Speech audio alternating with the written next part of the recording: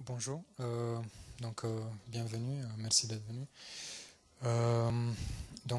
Cette session, c'est une session qui porte sur la convergence en fait de plein de choses en fait. Donc je parlais de plein d'exemples de convergence. Convergence des équipes, convergence des outils, convergence de l'ALM et de l'agilité. Et puis d'autres exemples, convergence des technologies, convergence de l'open source et du propriétaire, donc tout ça. Et ce que je me propose en fait, c'est de vous convaincre de vous outiller, si c'est déjà fait, parce que bon, souvent c'est déjà fait, d'intégrer vos outils. Donc voilà, vous pouvez être outillé par exemple avec Excel, mais c'est aller au-delà. Si c'est déjà fait, de supporter vos méthodes de développement, de test, de déploiement par des outils, d'automatiser vos processus, donc un maximum, donc tout ce qui est processus manuel, tout ce qui est source de bugs, tout ce qui peut être automatisé, de l'automatiser. Donc de prendre si jamais ça vous prend le même temps d'automatiser un processus que de faire par exemple du copier-coller pour présenter quelque chose, il vaut mieux l'automatiser. Donc, par exemple, juste un petit script grep pourrait vous prendre la même chose que regarder à la main dans des fichiers, mais j'essaierai de vous convaincre de faire ce script plutôt que de regarder à la main. Et puis, si jamais donc vous êtes en train de faire une transition vers l'agilité, ce que j'essaierai de vous démontrer, c'est que si vous passez à l'agilité sans mettre en place une solution ALM, cette transition ne sera pas forcément très efficace. Voilà. Juste une question en fait avant de commencer pour faire un petit sondage. Donc moi personnellement je viens du monde Java et open source. Donc j'aimerais savoir en fait si vous êtes de quelle technologie en fait vous êtes le plus proche. Donc Java déjà, est-ce qu'il y a beaucoup de gens? D'accord, .NET, donc la grande majorité en fait. Et puis d'autres technologies, donc PHP, d'accord. Donc en fait .NET, Java et puis d'autres technologies. Ok. Donc déjà, qu'est-ce que l'ALM en fait? Donc, parce que je vais parler de la convergence de l'ALM avec l'agilité. Donc l'ALM, littéralement, veut dire Application Lifecycle Management, ou en d'autres mots, la gestion du cycle de vie des applications. Donc il s'agit en fait de mettre ensemble toutes les équipes qui agissent à un moment donné sur une application, soit pour sa conception, soit pour sa réalisation, soit pour son déploiement. Donc il y a trois piliers en fait de l'ALM. Un qui est le métier, on va dire, donc la gouvernance. Le deuxième qui est appelé Software Development Lifecycle, donc c'est ce que vous connaissez peut-être le mieux, donc la gestion du cycle de vie de développement, donc le développement, les tests, l'intégration continue. Et puis un troisième pilier qui sont les opérations, ou bien exploitation, ou bien release management, donc ça dépend si vous venez d'un éditeur de logiciel ou d'un éditeur qui propose des applications en mode cloud. Donc ça peut s'appeler exploitation ou release management. Du point de vue de l'historique, en fait, donc l'ALM, en fait, c'est la continuation en fait de l'évolution des outils du développeur, du testeur, du directeur de projet. Donc on partait dans les années 80 voire avant avec des éditeurs texte et on compilait en ligne de commande. Puis petit à petit les développeurs ont vu qu'ils doivent partager du code, qu'ils doivent s'outiller. On est passé aux gestionnaires de code source, aux IDE qui intégrait le compilateur, l'éditeur, le debugger, parfois même le packaging en fait. Et puis donc ALM c'est la continuation de ça. Donc on met maintenant sous une même plateforme tous les métiers. Donc ça va jusqu'à la gestion de projet, jusqu'à la gestion de le portfolio produit, tout ça. Pour mieux situer l'ALM, en fait, il y a des éditeurs dans ce domaine. Donc des éditeurs que vous connaissez, comme Microsoft, comme IBM Rational peut-être. Et puis d'autres que vous connaissez peut-être moins, qui avancent maintenant sur le marché avec un outil qu'ils avaient historiquement dans leur portefeuille. Donc je fais un deuxième sondage en fait. Est-ce que vous connaissez un de ces éditeurs en fait? D'accord. Sauf Microsoft et IBM. Donc à l'exception de Microsoft et IBM. D'accord. Donc déjà pas mal de monde. Donc là le graphique que j'ai mis là en fait c'est une étude de Forrester en fait qui décrit comment ces éditeurs se situent sur le marché et quelle est leur offre actuellement.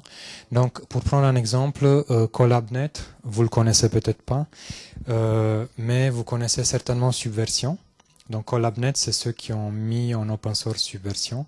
Donc, ils ont bâti autour de ce gestionnaire du code source un ALM en fait, et aujourd'hui ils sont assez compétitifs sur ce marché, donc ils n'ont pas une offre très elle se compare pas par exemple avec celle de IBM, mais en termes de stratégie sur le marché, ils sont assez bien placés. Donc voilà, donc on parle d'un gestionnaire de code source en fait, et c'est un éditeur qui a bâti quelque chose autour de ça. Un autre exemple, c'est Atlassian. Donc vous connaissez peut-être Jira. Mieux. Donc là, c'est pas un éditeur, c'est pas un gestionnaire de code source, mais c'est un gestionnaire d'anomalies à l'origine qui petit à petit s'est étoffé en fait, qui aboutit maintenant à quelque chose qui peut s'appeler solution ALM dans le vrai sens du terme. D'autres solutions ALM en fait que vous connaissez moins, c'est en fait chaque on va dire grande SS2I a une solution ALM qu'elle fabrique en interne.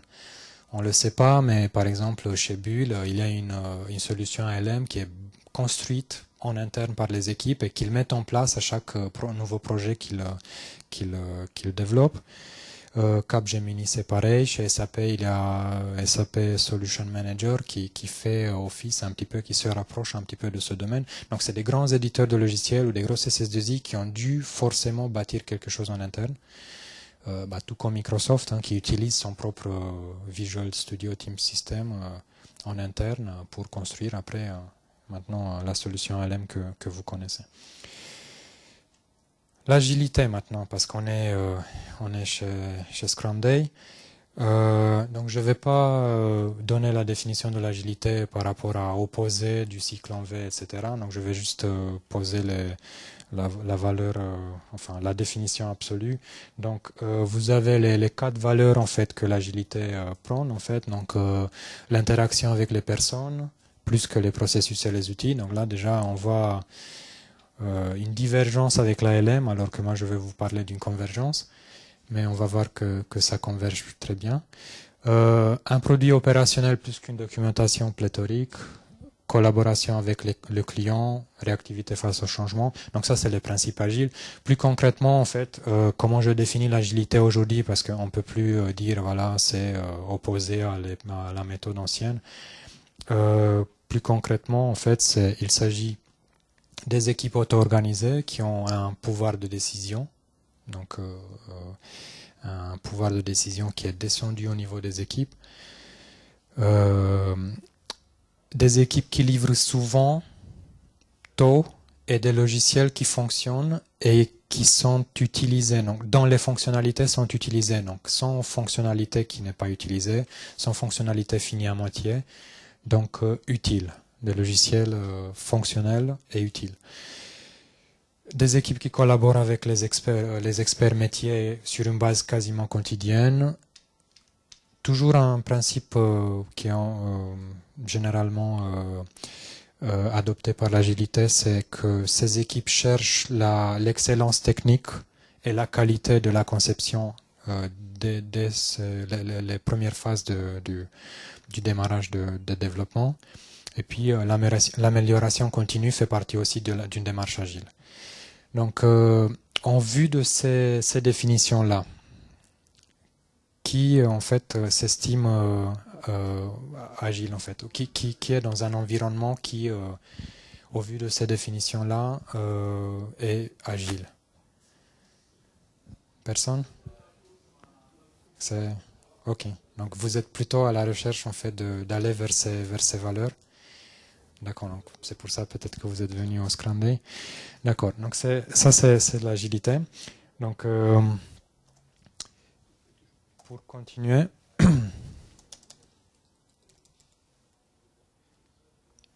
C'est bizarre, j'ai dû appuyer sur Escape pour que ça fonctionne. Scrum, qu'est-ce que Scrum? Parmi toutes les méthodes agiles, en fait, Scrum c'est un cadre en fait qui permet de packager en fait un ensemble de méthodes agiles. Et qu'est-ce que Scrum amène? C'est une approche empirique dans le développement.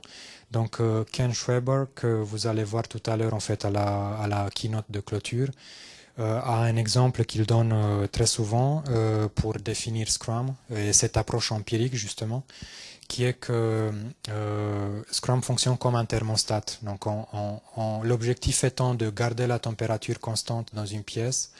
De temps en temps, on prélève la température et en fonction de ce qu'on a observé, on ajuste, soit en mettant la clim, soit en mettant le radiateur, la température.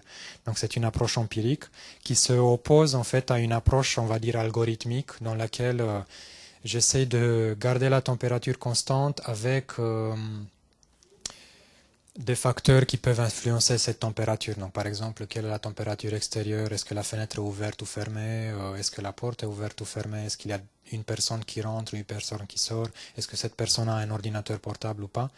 Donc, une approche, on va dire, à l'ancienne, c'était on prend tous ces facteurs, on crée un algorithme qui va garder la température constante et qui va, en fait, fonctionner très bien, va donner une température constante en temps réel. C'est-à-dire que du moment où la fenêtre s'ouvre, hop, la machine se met en place.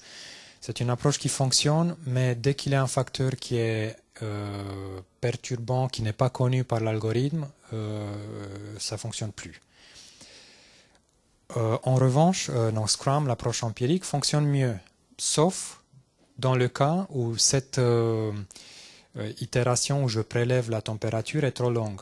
Là, ça ne va pas fonctionner. Donc, si je prélève la température toutes les heures ou toutes les 10 minutes, et au début des 10 minutes, il y a 10 personnes qui rentrent dans la salle, ils ont tous 2 portables, on risque de chauffer plus pendant les 10 minutes.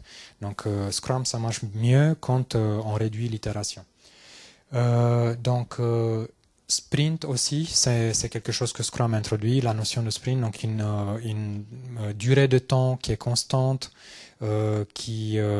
pendant laquelle l'équipe se concentre sur un ensemble de tâches à livrer, qui est le backlog du sprint. Et puis, très important, ce que Scrum amène, en fait, en termes de définition pour l'agilité, c'est très important, c'est la définition de done. Donc, qu'est-ce que fini?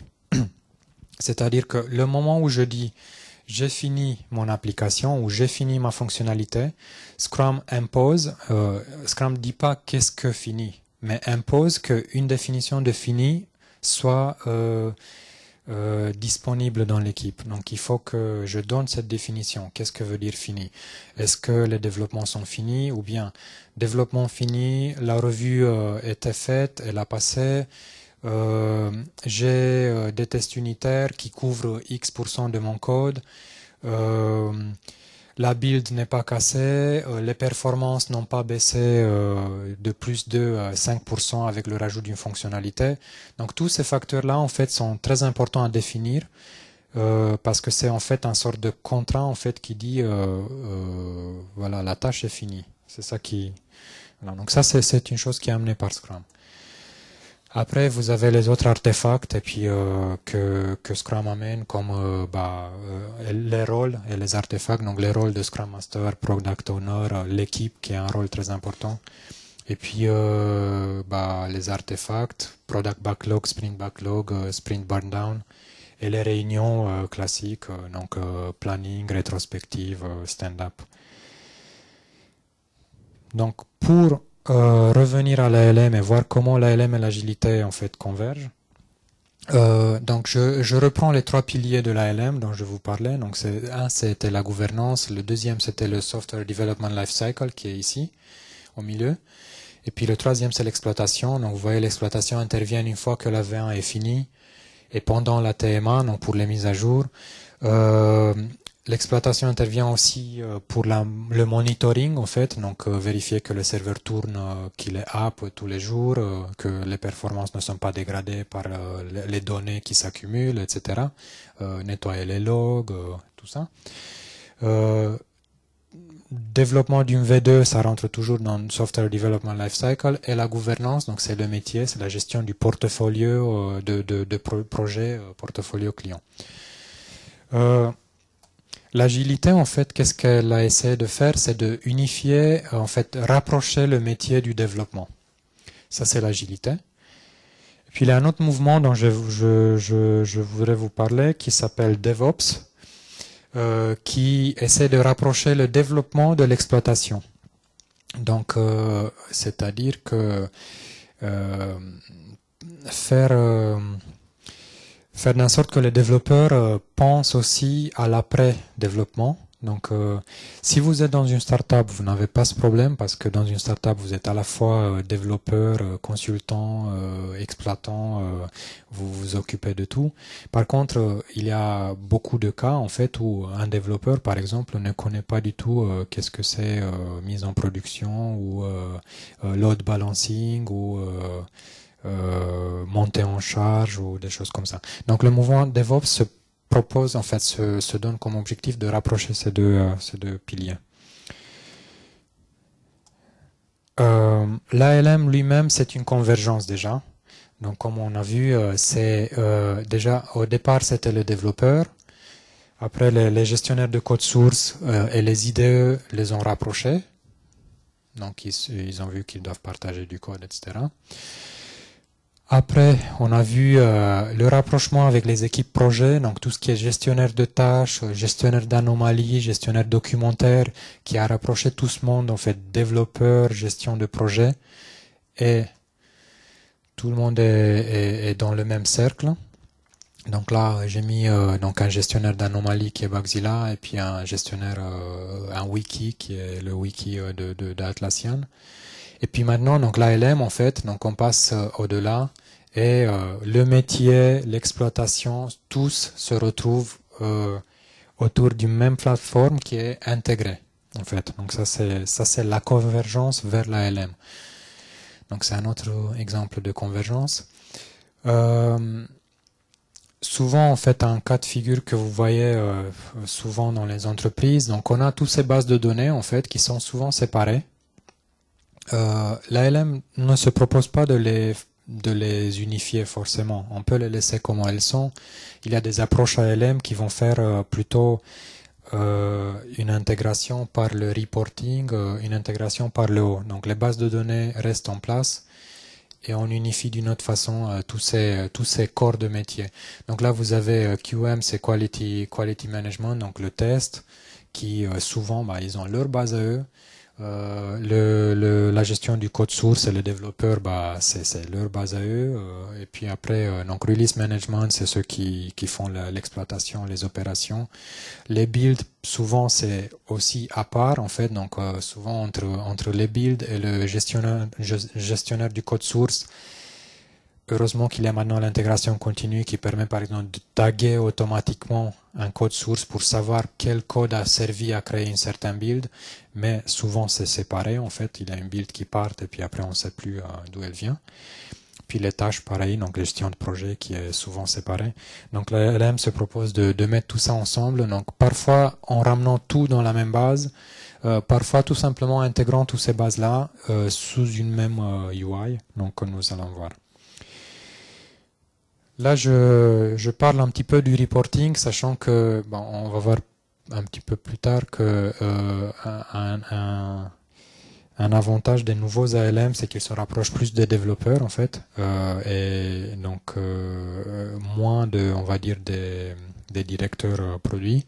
Mais en fait, le besoin de reporting, il est à tous les niveaux en fait. Donc on a un besoin au niveau des développeurs qui doivent savoir dans quel état est le code, si la build a passé, n'a pas passé pour l'intégration continue. On a besoin d'un reporting au niveau du déploiement, au niveau de la direction projet. Donc on a tous ces besoins de reporting. Et comment ça se passe aujourd'hui dans beaucoup d'entreprises? Par exemple, pour le chiffrage d'un projet, euh, donc le développeur va donner son chiffre en fait, il va dire bah voilà, ça va me prendre temps. Le chef de projet prend ce chiffre et il dit ok, donc moi je vais rajouter une marge parce que je sais qu'il y aura des aléas, etc. Donc il communique au directeur de projet. Le directeur de projet consolide tout ça. Souvent ça se passe par Excel, par mail, par des choses comme ça. Le directeur de projet consolide tout ça dans un PowerPoint qui est communiqué après au PDG. Entre-temps, en fait, on a un truc qui se passe de cette façon-là. Donc, on a une sorte de buffer qui est rajouté. Et à la fin, donc, là, dans le premier exemple, il y a beaucoup de buffers. Donc, le développeur, le chef de projet, le directeur de projet, etc.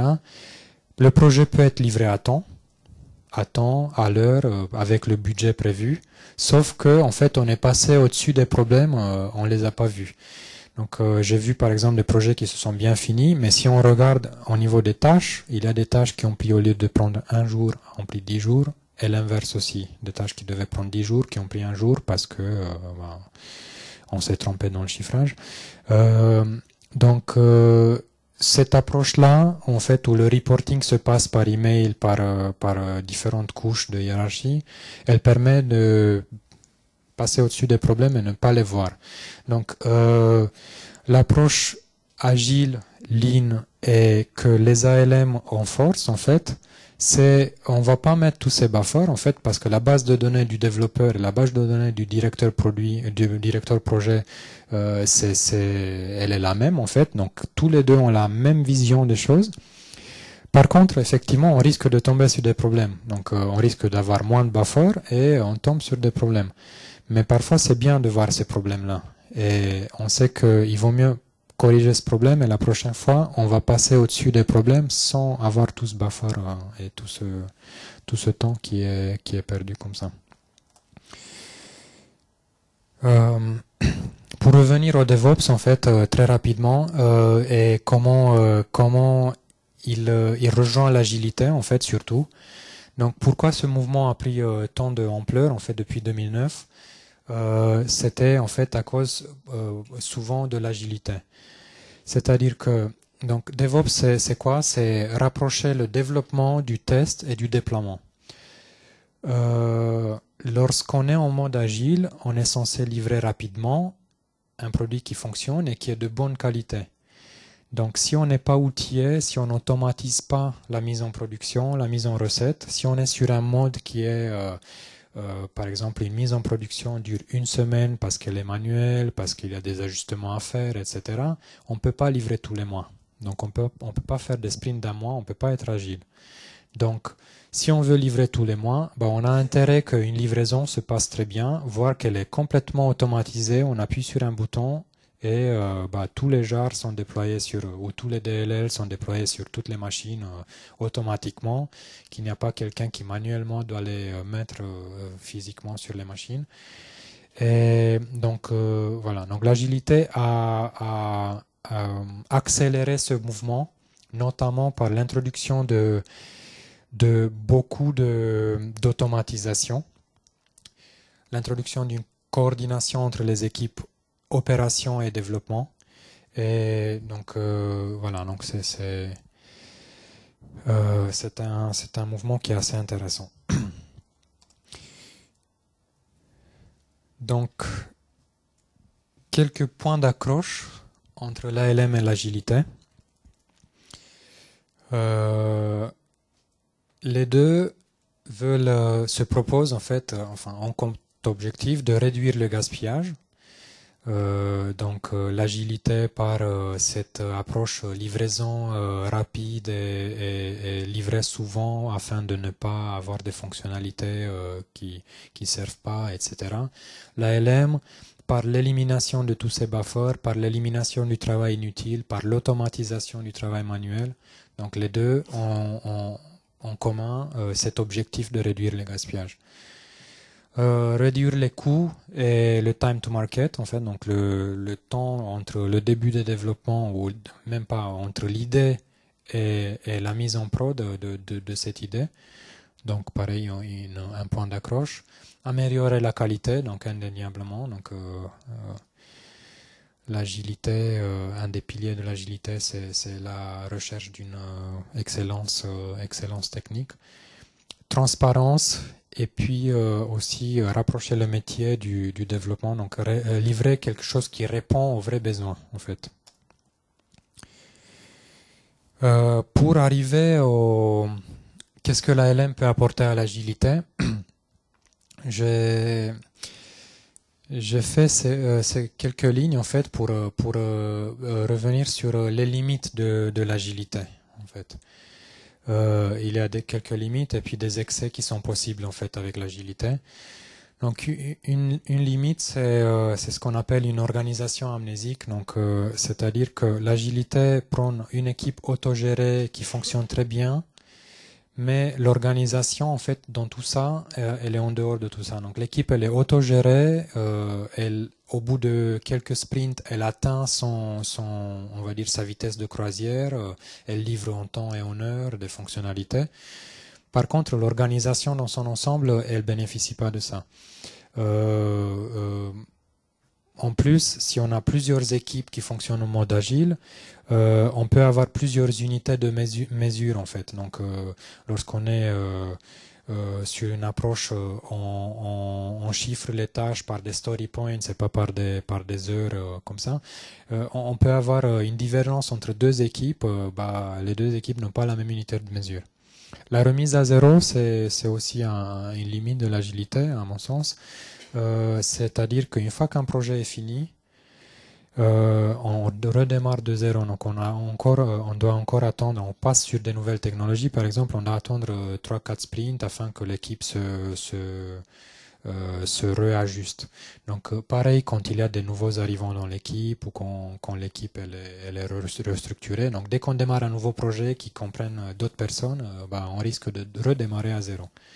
Et puis la solitude aussi, c'est une limite, c'est-à-dire que l'équipe elle est autogérée, elle se débrouille toute seule, mais si jamais il y a un problème, là c'est pas sûr qu'est-ce qui se passe en fait. Est-ce que c'est l'organisation qui doit intervenir? Comment ça se passe en fait?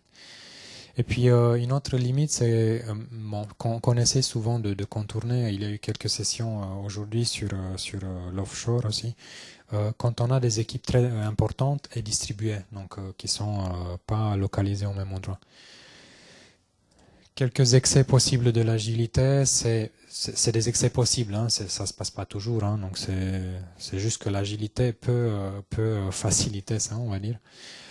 C'est le manque de documentation, manque de planification et suivi, parce qu'on dit voilà maintenant moins de documentation, plus de produits qui fonctionnent, on parle face à face plutôt que de passer par des outils pour avoir un historique. Voilà. Et puis il y a un autre excès possible qui est le refactoring trop important.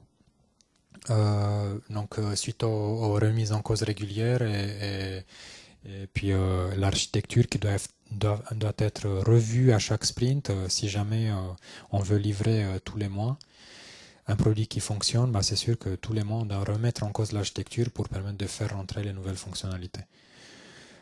Voilà. Et là j'arrive avec ce que l'ALM peut apporter à l'agilité. Donc on a d'un côté la coordination des activités durant le cycle de vie de l'application, donc toutes les activités, donc spécification fonctionnelle, déploiement, test, etc. Beaucoup d'outils qui aident à l'automatisation des processus, donc ça c'est l'ALM amène tout ça. Un renforcement de processus. Donc, on a un processus qui est censé être agile. Donc, l'ALM permet avec des templates agiles, permet de renforcer le processus. Cette définition de fini dont je vous ai parlé, qui est présente dans Scrum, un ALM permet de la mettre en œuvre de façon automatisée. Donc, c'est-à-dire que lorsqu'on dit, bah, voilà, ma définition de fini, c'est développement, review, test unitaire, couverture de test, performance, etc. C'est très bien de le décrire, mais après, il faut qu'il y ait des outils qui s'assurent que bah, ce qu'on a défini, c'est bien là. Donc ça, c'est quelque chose que l'ALM apporte à l'agilité. La gestion d'un historique, ça c'est très important. Donc tout ce qui est gestion documentaire, le fait de passer par un gestionnaire de tâches pour parler autour d'une fonctionnalité plutôt que par l'email, ça permet de garder un historique en fait. La connexion entre différents artefacts. Donc lorsqu'on parle d'une build, d'un jar ou d'un DLL, savoir de quel sprint il s'agit, quel sprint a modifié ce jar. Donc ça, c'est une connexion entre les différents artefacts que l'ALM peut amener. Le support aux équipes distribuées, très clairement. Une visibilité en temps réel. Donc imaginez que vous avez 10 équipes Scrum qui fonctionnent en post-it. Si vous voulez la vision en temps réel, bah, vous allez faire comme mon manager de tout à l'heure qui rajoute des buffers. Bah, vous allez envoyer un email à vos Scrum Masters qui vont prélever leur état de leur mur avec des post-it. Donc ça ne va pas le faire. Donc voilà, avec une visibilité en temps réel offerte par l'ALM, bah, on peut avoir tout de suite la réponse où en est le projet. Et puis des points de contrôle, mais sans faire de la police, aller constamment demander bah voilà, comment ça se passe, qu'est-ce qui bloque, etc. Pour revenir donc faire l'inverse, en fait, un petit peu, qu'est-ce que l'agilité peut apporter à l'ALM. Donc beaucoup en fait. Avant l'agilité, les ALM étaient des solutions monolithiques très lourdes à mettre en place. Donc vous prenez par exemple la solution de IBM, c'était une solution qui nécessitait la présence de plusieurs consultants qui devaient la configurer, l'installer, etc. C'est encore le cas aujourd'hui, mais l'agilité a apporté en fait une souplesse de ces outils, en fait donc une facilité d'installation, une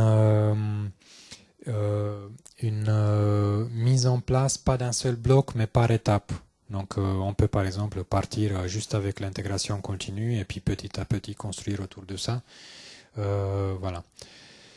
Une autre chose que l'agilité a apporté à l'ALM, c'est l'amélioration des fonctionnalités de travail en équipe, donc, et aussi le recentrage sur le développeur. Donc les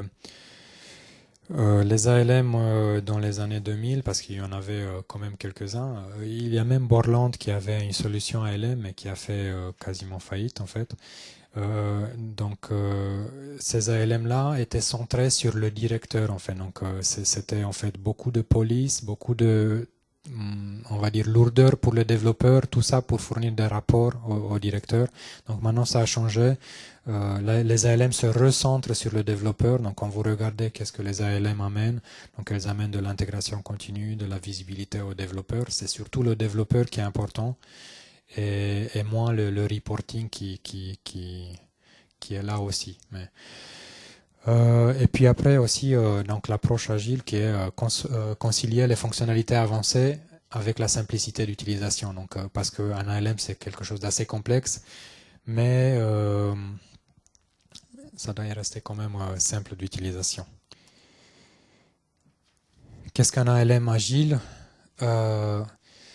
Donc, je vais m'arrêter juste sur les deux derniers points, c'est-à-dire que un ALM agile propose un template agile, mais il faut faire attention, pas parce que l'ALM vous amène un template agile que vous allez forcément être agile en tant qu'équipe. Donc ça, l'ALM, c'est juste un support à la méthodologie, mais c'est pas l'ALM qui va faire que vous allez passer à l'agilité comme ça. Donc voilà. Et puis un ALM agile, il évite cette approche qu'on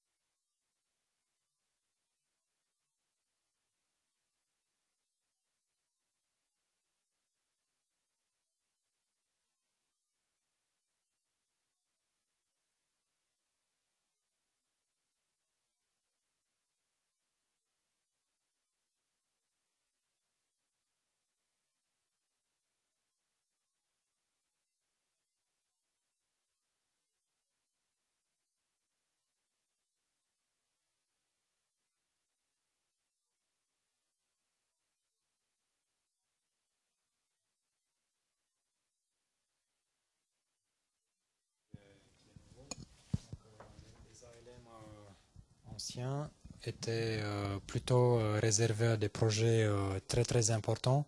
Maintenant, on peut tout à fait soit acheter une solution ALM d'un éditeur pour une équipe de 10 personnes. Ça fait tout à fait de sens, hein. Donc, par exemple, Atlassian propose surtout des solutions comme ça. Soit, sinon, en fait, on peut construire son propre ALM en fait avec des briques qu'on intègre. On peut construire ça, par exemple, autour du gestionnaire d'anomalies. Donc, j'ai un exemple d'une équipe d'une startup qui était rachetée par SAP justement, qui utilisait autour de Bugzilla toute une solution en fait qui rapportait à Bugzilla des fonctionnalités très avancées. Voilà. Et puis surtout, donc, on n'a pas besoin des experts pour les déployer, donc on peut les installer très facilement. Bon, vous êtes la plupart vous avez des profils .NET en fait. Mais c'est pas grave en fait. Je vais vous en parler en fait d'un outil qui s'appelle Mylin, qui est en fait un ALM pour Eclipse en fait. Donc l'histoire de cet outil elle est assez incroyable. Donc c'est un outil qui a étonné tous les analystes du marché et puis de l'ALM. En fait, c'est un outil qui est parti au départ comme un plugin pour Eclipse pour donner de la concentration aux développeurs, donc le faire se focaliser sur certaines tâches, qui en fait a commencé à intégrer ces outils-là, donc Bugzilla, Jira, CVS au départ, Java, d'accord. Et au bout de 3 ans, en fait, tous ces outils qui sont autour sont venus se greffer sur Mylin et ils ont fait maintenant de cet outil l'ALM open source pour Eclipse en fait. Donc au départ, tout ça s'est passé en 3 ans. Donc on partait Mylin au départ. En 1 an, on a eu tous ces outils qui sont au milieu. Et puis 3 ans après, on a tout ce monde. Et là, il n'y a pas Microsoft dedans, mais il y a maintenant donc Mylin s'intègre avec TFS. Donc donc Mylin c'est devenu en fait le pont entre beaucoup de choses dans le monde .NET et le monde Java. Et d'ailleurs, il supporte pas seulement Java maintenant, et il y aura même une version pour Visual Studio en fait qui va être livrée. Donc c'est justement l'approche dont je vous parlais, un ALM qui est construit en fait avec une approche médiation-fédération, c'est-à-dire qu'on laisse les bases de données là où elles sont. Par exemple, je peux avoir la gestion des work items avec TFS et l'intégration continue avec Hudson. Deux bases différentes, par contre, elles sont rendues, on va dire, intégrées par cet outil qui, comme je vous disais, c'était une vraie surprise pour tous les analystes et qui se développe beaucoup en ce moment. Donc, en fait, maintenant, pour supporter justement cette démarche ALM, ils ont découpé leurs interfaces pour offrir de l'intégration avec tous ces domaines-là, donc des tâches, donc gestion de tâches, gestion du contexte, donc on a du Java mais aussi du C++, gestion des versions, des builds, l'intégration continue. Les revues de code, donc on peut, par exemple, il y a un éditeur de logiciels pour la revue de code qui se lance dans l'ALM aussi en rachetant des produits autour, en fait, qui s'appelle SmartBear. Donc eux, pour s'intégrer à d'autres outils, ils sont passés par Mylin. Donc ils ont juste fourni un connecteur à Mylin et avec ça, ils sont intégrés à tous ces autres outils. Voilà, donc là, la liste n'est pas finie, hein, donc là, ça commence tout juste et puis donc il y a tout ça dedans. J'ai presque fini ma présentation, donc je ne sais pas s'il en reste un petit peu de temps, je vais vous montrer quelques exemples. Je crois qu'on doit finir à, je ne sais plus à quelle heure en fait, à 16h45. D'accord. Donc, dans ce cas, en fait, on va passer à quelques exemples. En fait, je vais vous montrer déjà le Visual Studio. Donc ça, vous le connaissez. parce que vous êtes la plupart du monde .NET et puis vous avez vu pas mal de présentations de Microsoft, de TFS aujourd'hui. Euh, je vais juste me loguer.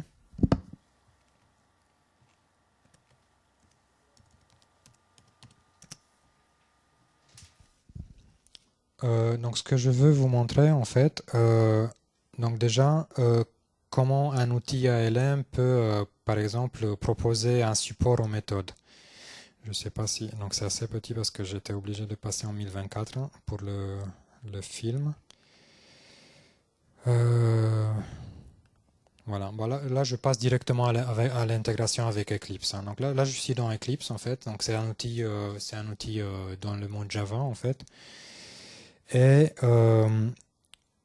avec ce plugin pour TFS, donc Steam Explorer, c'est un plugin créé par, donc c'est pas Mylene, c'est une autre société qui s'appelle TeamPrice qui était, je crois, rachetée par Microsoft maintenant. Donc là, ce que je voulais vous montrer, donc ça c'est Mylene. Donc c'est le task list de Mylene qui me présente ici dans Product Backlog. En fait, c'est des tâches qui viennent de TFS. D'accord? Donc j'ai ces tâches qui viennent de TFS, donc je peux tout à fait, dans mon environnement de développement Eclipse, travailler sur une tâche qui vient de TFS, lui associer un patch pour la revue de code, lui associer une build dans l'intégration continue, etc.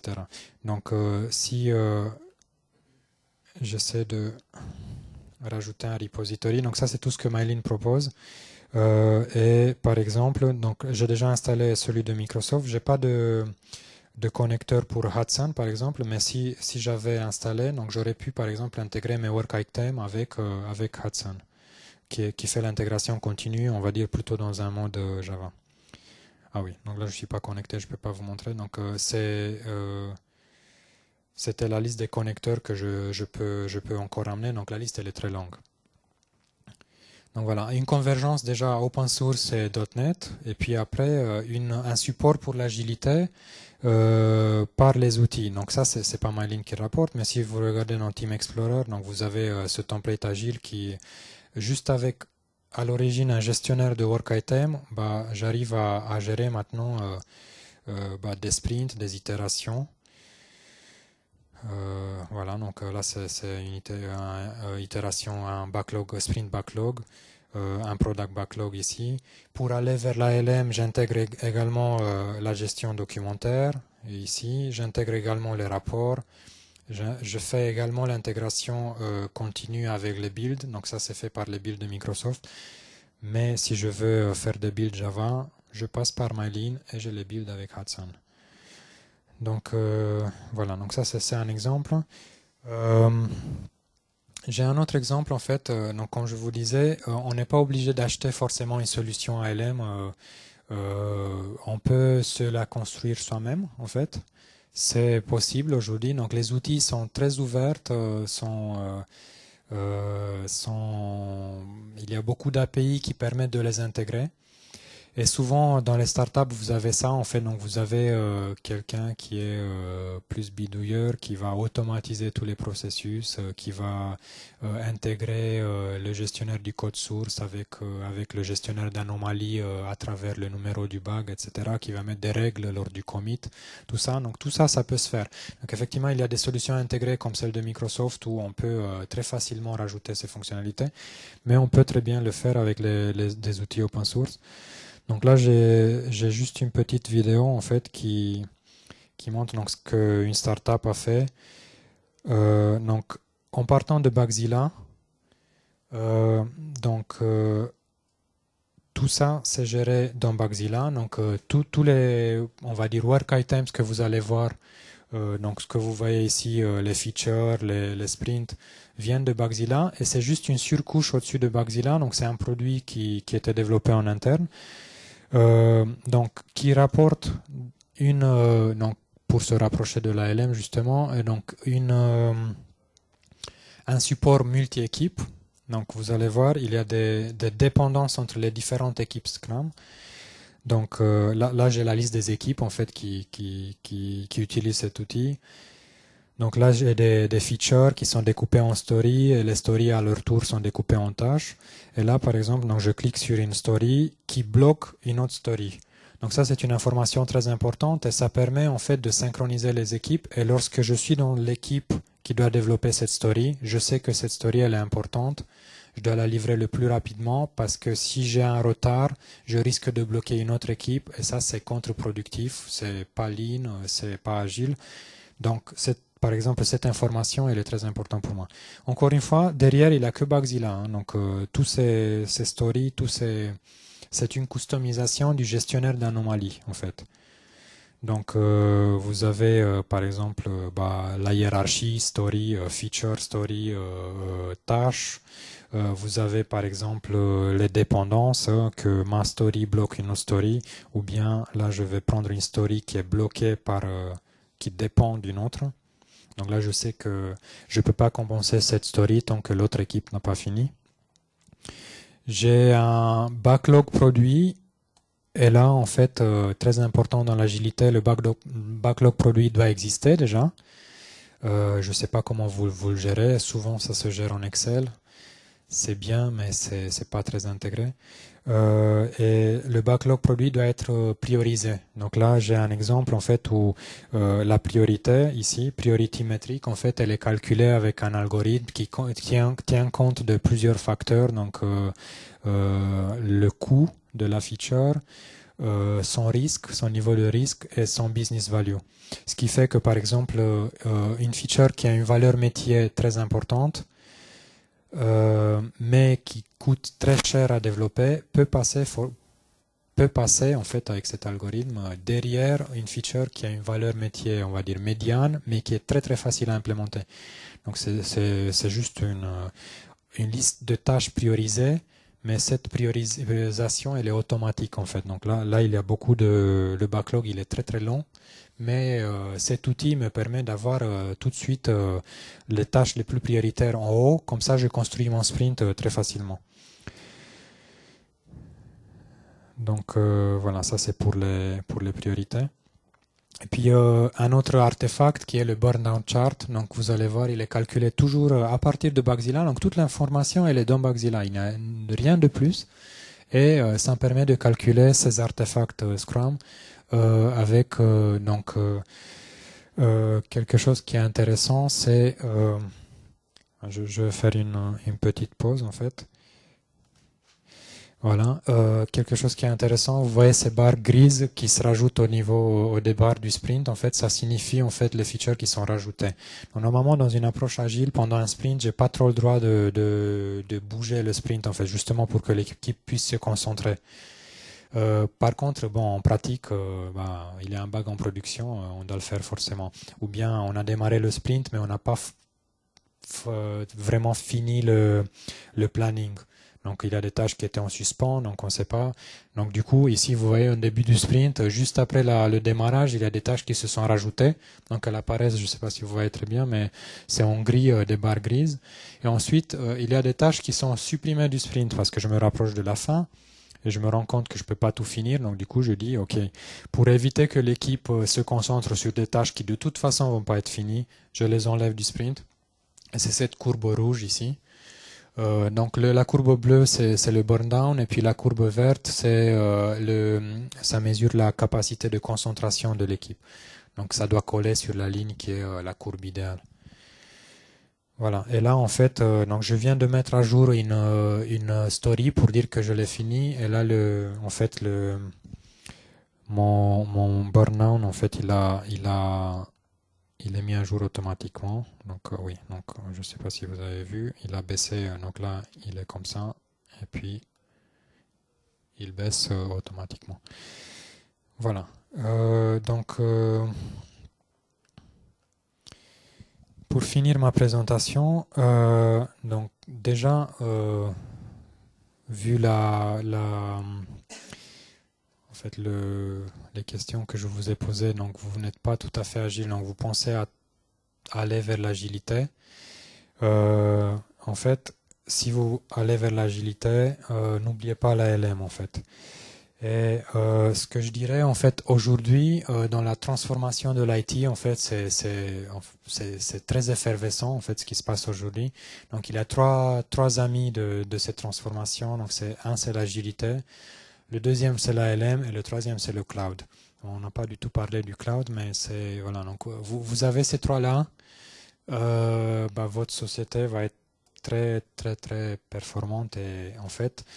euh, J'ai entendu dire, en fait, je ne sais plus dans quel contexte, que tout comme les organisations qui n'ont pas mis en place des démarches Lean à temps se sont vues dépassées par des organisations au Japon, par exemple, qui fonctionnent comme ça depuis longtemps, donc notamment dans l'industrie automobile où Toyota a dépassé les constructeurs américains, justement en mettant en place des démarches plutôt Lean, en fait, donc ils sont pionniers dans ce domaine.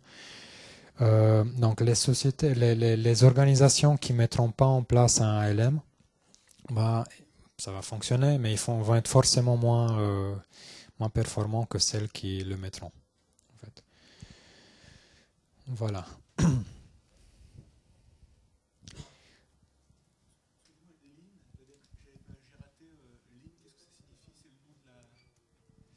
Donc la question, qu'est-ce que Lean? Ouais. En fait, Lean, c'est une démarche en fait qui vise à réduire les gaspillages, à améliorer la communication entre les équipes, à mettre des points de contrôle très en amont du cycle de développement. Donc par exemple pour les voitures, en fait, parce que c'est un truc qui est importé des constructeurs automobiles, pour les voitures, ce que ça signifiait, c'était que par exemple lorsqu'il y avait une pièce qui était défectueuse, toute la chaîne s'arrêtait. Donc ça revient en fait à dire, si je transpose ça au logiciel, mettre des points de contrôle très en amont du cycle de développement. Par exemple, ne pas attendre 3 mois pour faire la recette. D'accord. Donc mettre le test très en amont dans le cycle de développement, comme ça un bug qui est ouvert, qui est trouvé très tôt, il coûte moins cher à corriger. Pour les voitures, c'était un petit peu comme ça. Donc, dès qu'il y avait une petite pièce qui fonctionnait plus, c'était toute la chaîne qui était arrêtée et ça coûtait moins cher que de découvrir à la fin que la voiture était défectueuse à cause de cette petite pièce. Donc, c'est une démarche en fait qui se croise avec l'agilité en fait. Donc, notamment réduire les gaspillages, ça fait partie de l'approche Lean. Donc, Toyota a mis ça en place depuis très longtemps.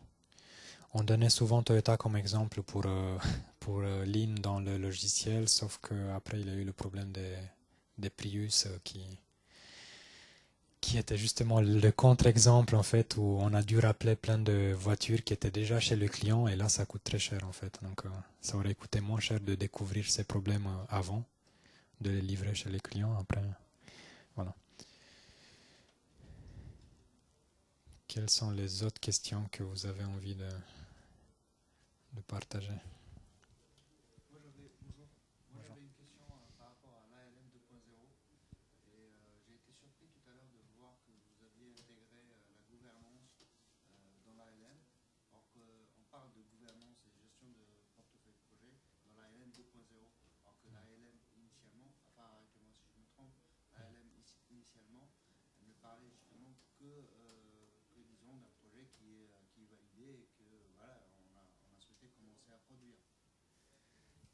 Euh, Effectivement, on peut dire qu'il y a un ALM 2.0 maintenant et que les solutions ALM 1.0, si on parle de ça, à l'origine avaient comme, on va dire, principal objectif de fournir les bons rapports aux décideurs.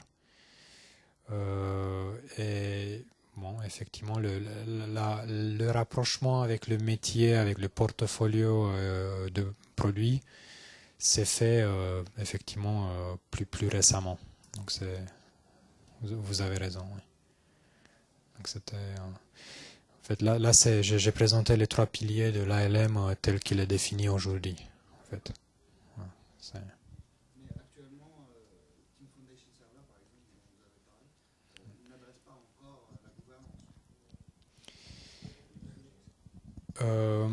Oui, je pense que donc vous avez Project Server, vous avez SharePoint en fait qui s'intègre avec toute la solution et ça rejoint ce point en fait.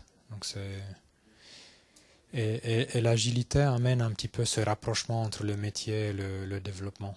Et il y a de plus en plus de rapports d'intégration à travers, je dirais, Project Server et SharePoint qui permettent de rapprocher les deux. Donc on a même, je pense, j'ai vu tout à l'heure une présentation où en fait on fait un backlog produit en Excel. Donc ça c'est notamment le métier qui utilise cet outil, qui très facilement est uploadé dans TFS. Donc ça rejoint un petit peu. Donc il y a une communication des deux côtés.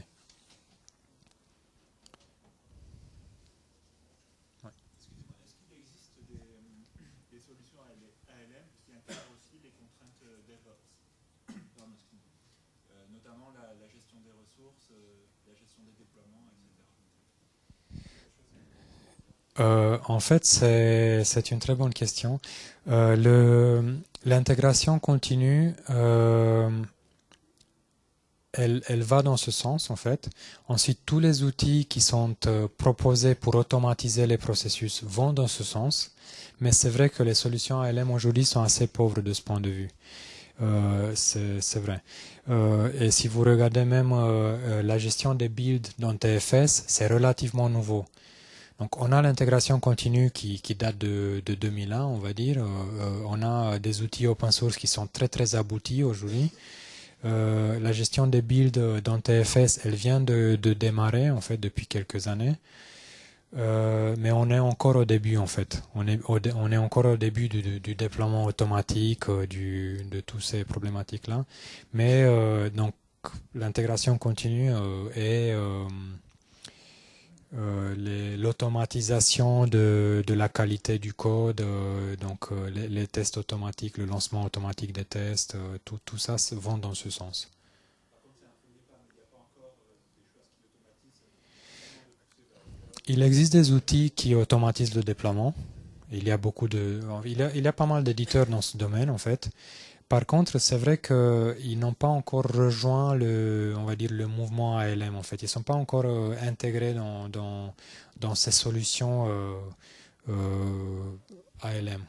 Enfin, en tout cas, pas si bien que d'autres euh, domaines.